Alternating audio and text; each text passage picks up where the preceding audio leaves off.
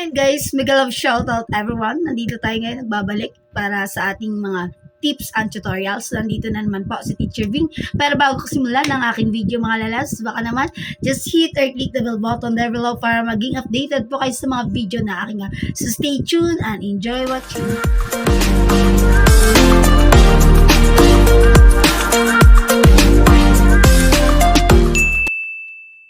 Everyone, so nandito ngayon si Teacher Ving para sa panibagong video, ating tips and tutorials sa mga nagtatanong dyan kung ilang araw nga ba matatanggap yung pera nila kapag nag-transfer po sila using Pesonet. Ayan, maraming nagko-comment sa mga video ko regarding Pesonet. Nahihilo na sila, lalo't na nagkamali sila ng pindot na dapat daw ginamit nila is InstaPay. Yung nga lang, na-click nila yung Pesonet. So, ilang days nga ba? For example, mga lalabs, nag-transfer ka ng 4 p.m. naabutan ka ng cut-off. Kasi yun nga, may cut-off po si Pesonet. So, sana wag po kayong kabahan kasi nga legit naman po si Pesonet. Yun nga lang, hindi po siya real time like InstaPay na pag-transfer mo, andun na agad yung pera. Si Pesonet po is it takes a day.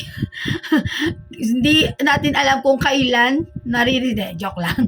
Pinakakabay, no? So, kapag nag-transfer kayo ng 4 p.m. or naabutan kayo ng cut-off, i-make sure na marireceive nyo po yan kinabukasan. Pag hindi dumating ng kinabukasan, the other day po. Yun po yun. Hanggang ganun lang po yung, kasi depende kasi di ba maraming nagto-transfer din. Hindi lang po kayo yung transfer ng pera. So, ano yan, depende po sa flow kung gaano kadami yung ipaprocess nila. Pag kaunti, sa kinabukasan, marireceive nyo na po yan. Pero kapag maraming, the other day mo na marireceive yung pera. At yun nga, kapag holiday naman, kapag pumasok ng holiday, so, nag-transfer ka kunwari ng Friday and then Monday is holiday, mapaprocess na po nila yan ng Tuesday na po at hindi nyo po agad yung matatanggap ng Tuesday. So, matatanggap nyo po siya on Wednesday pa po. So, yun lang mga lalabs na makatulong ito.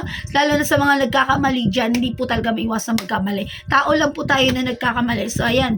Sana maliwanagan kayo sa aking video ito. At baka hindi ka pa nakapag-subscribe, baka naman palambing, just hit or click the bell button there below. At yun nga, kapag may katanungan ka at naguguluhan ka pa rin, nandyan pa aking Facebook account, andyan din po, pwede po kayong mag-comment dyan sa baba, wag po kayong maya at baka masagot natin ang inyong kalang. Bye everyone and thank you for watching. Bye!